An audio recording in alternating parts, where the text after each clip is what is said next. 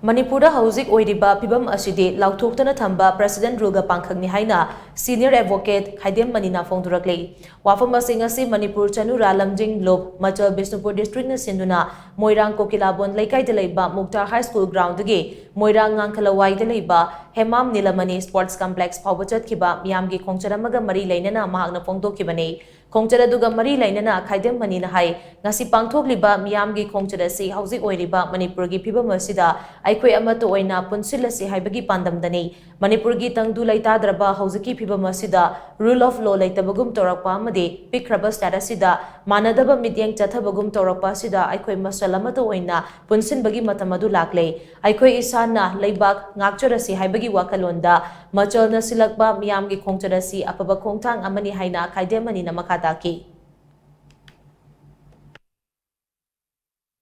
Sigumba situation na sida ay koi punna punseleraga adugumba sason letaba aduga law and order ngak pangamdraba rule of law leitaraba mafam acha ay koi isabu irom dom lepchanaba isabu ngakchanaba isabu kanjanaba ay koi punamutna punabigi matum tare haidana adugumba machal na sinba asigumba mifam sida asigumba release sida pangthok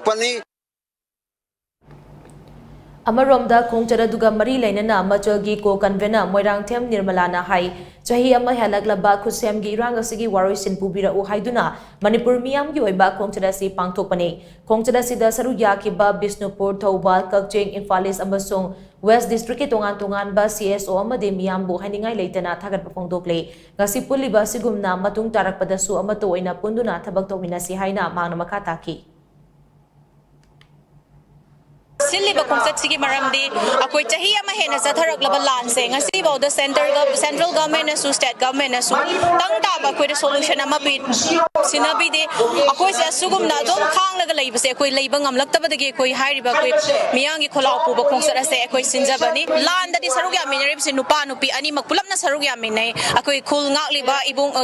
ipa sing dei lekai club ngak liba maira pai bi sing makhal kaya thongal leikre adubu ngasi se de koi na top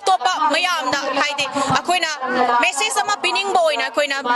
sumna tangi nupi khaktang na sila akoi nupi su si baw boti tawba ngami leibak sigi lepa ngami haibadi ge wakhallon do akoi nupi khaktana akoina mapungpha na akoina sinjabane